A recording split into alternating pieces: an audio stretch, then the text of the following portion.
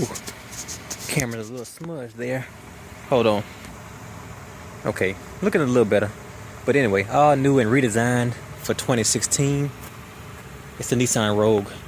Right off the bat, I can say I like the body style a lot more than the previous generation already. From the outside, looks a lot more attractive, even though it's shaped like a obtuse triangle, kinda. I don't know. It's been so many years since I took high school geometry. I think you called it an obtuse triangle. You had isosceles, obtuse, whatever. I don't know. I might be wrong. Let's look inside.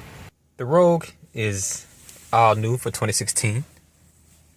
Let's get straight to the point. Look around the cabin.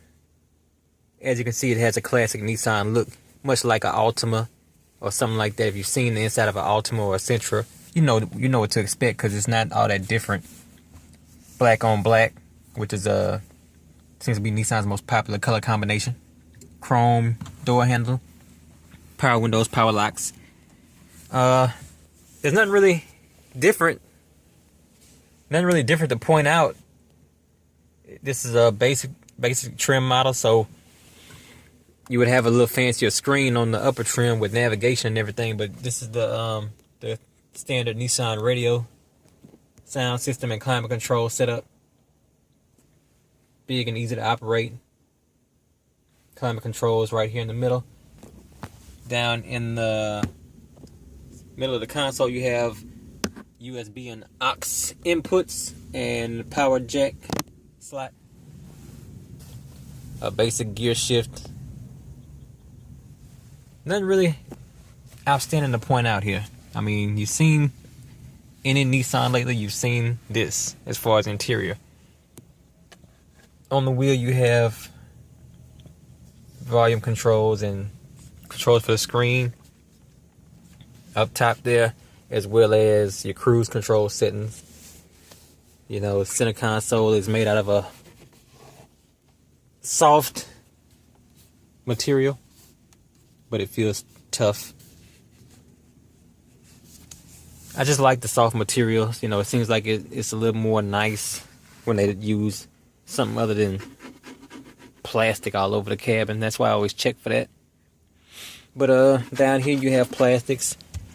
On the door you have a soft material on top of a hard surface underneath, probably just plastic with a little thin layer of a soft coating. See, on the dashboard it feels like it's, you know, soft all the way through, but here you can tell there's like it's a soft cover over plastic. But down here, this is like probably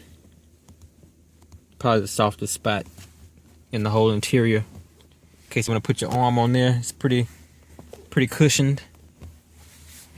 So this is it. I mean, the interior is a basic Nissan interior.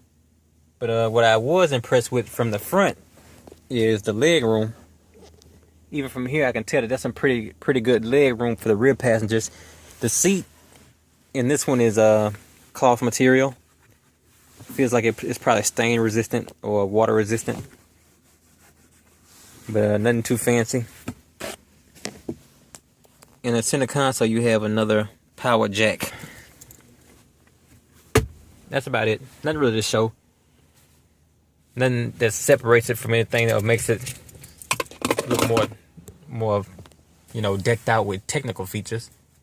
Just real simple and standard Nissan design. Let me hop in the back and get a demonstration of the leg room, which I can already tell is going to be pretty comfortable. Okay, the rear back here is a little different than I expected. I mean, I got leg room. Pretty nice leg room for a small SUV. Got vents back here, but the way the seats are set up, I feel like I'm sitting much higher than the front passengers, so I can really be a backseat driver. It's kind of weird how high the back seats are, you know, kind of elevated up, like the vehicle kind of goes at a slope angle. Like from here, it's like kind of like I'm looking downward in the back. So that's a little different. But here's the center console shot pointing out that basic Nissan design, which looks good. I mean, it's not bad. It's just nothing outstanding, nothing different than any other basic Nissan. So now we're on my favorite part of the new 2016 Nissan Rogue, which is the drive experience. It's a little rough on the bumps, but as far as the drive feel, it is very smooth. The wheel handles like butter. As you know, turn through curves and everything, it's real easy to turn. The vehicle just seems to glide. The acceleration is nice. It's not sluggish at all. Has a lot of pep to it, and this is base. This is base model. So it might not have the nicest cabin features. Nothing spectacular. No fancy lights or something that just gives it a little more pop. But it's definitely impressive to me, at least, in this area that matters the most, which is the drive feel. They definitely got that right. And Nissan vehicles get pretty damn good fuel economy.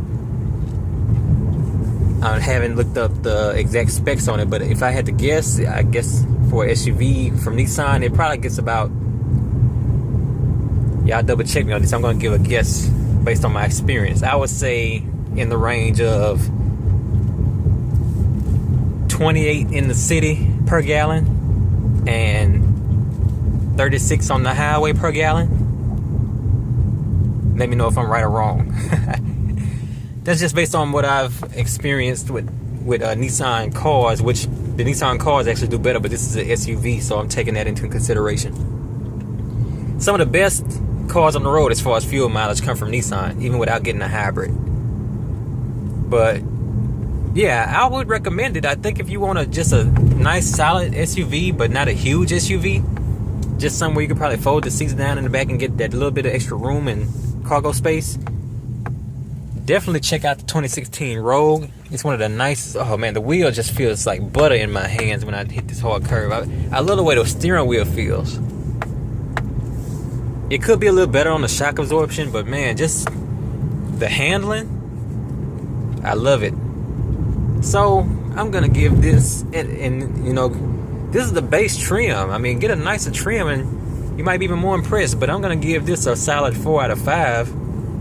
I really like the way it feels, and I like the black on black. I'm sure it comes in different colors. Like Nissan, I've seen some brown interiors.